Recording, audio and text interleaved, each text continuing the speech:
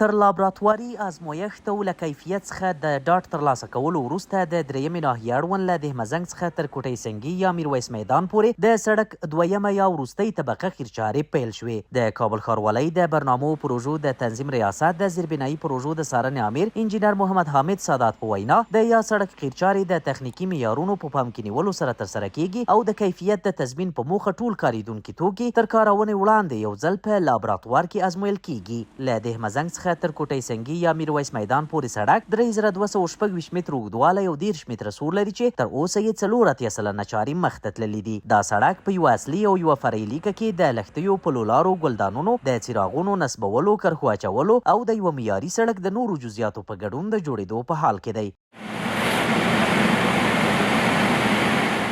د دهمزنګ نه د کوټی سنګي پورې د دویم لیل د سړک قیرچارې شروع کړي دي او انشاءالله الرحمن د ده سره به له خیره د کابل د مرکز یا د ښار د منځ ترافیک ازدحام ډیر کم شي او 4 ورځو کې به د مین رود چارې په خیر تکمیل شي.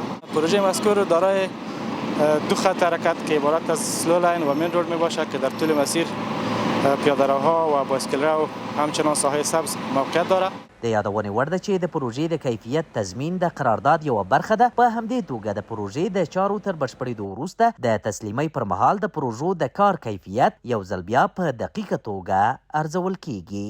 په دې ځبان چې موږ مخکې تللو که نه جوړې لوړې وروره خاورې او دوړې او اوبه او ګډ وډ به اوس پکې هغه ستونزې هوارې شولې، رش کم شو، خلکو ته ډېر اسودګي پیدا شوله.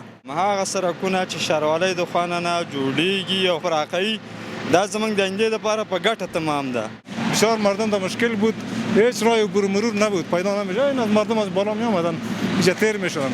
حالا که جور شده بخیر بسیار هم خوش هستیم. هم ښاروالي هم کاراش بسیار قابل قدر است.